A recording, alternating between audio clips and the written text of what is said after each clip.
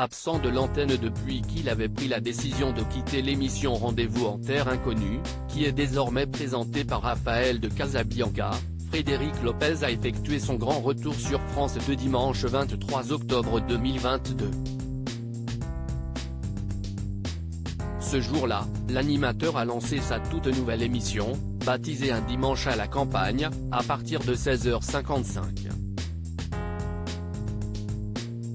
Ce nouveau programme dominical reprend en grande partie le concept d'une de ses anciennes émissions, La Parenthèse Inattendue, qui fut diffusée quotidiennement en début d'après-midi sur France 2 par le passé.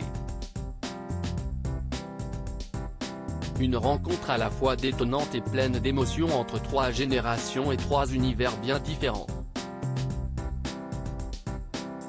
Quelque part loin du tumulte, avec Frédéric Lopez, ils se sont retrouvés le temps d'un week-end. Un moment hors du temps pour se rencontrer et pour parler d'amour, d'amitié, de la vie.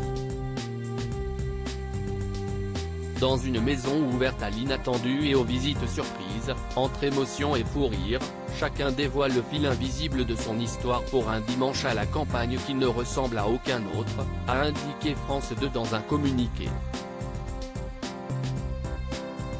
Un dimanche à la campagne, Frédéric Lopez remplacé par le Tour de France après avoir accueilli les comédiennes Charlotte de Turckheim et Barbara Schultz, ainsi que les rappeurs Big Flo et Oli lors du tout premier numéro de l'émission Un dimanche à la campagne.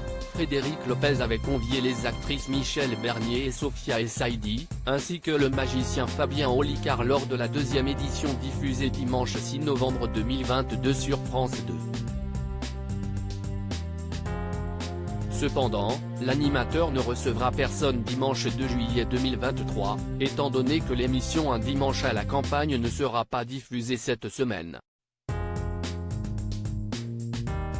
À la place, France 2 retransmettra en direct, comme chaque année, une étape du Tour de France. Pour rappel, une très grande partie des antennes du groupe France Télévisions est consacrée à cette épreuve sportive mythique durant le mois de juillet. Le cyclisme aura donc une place prépondérante sur France 2 pour les 3 prochaines semaines.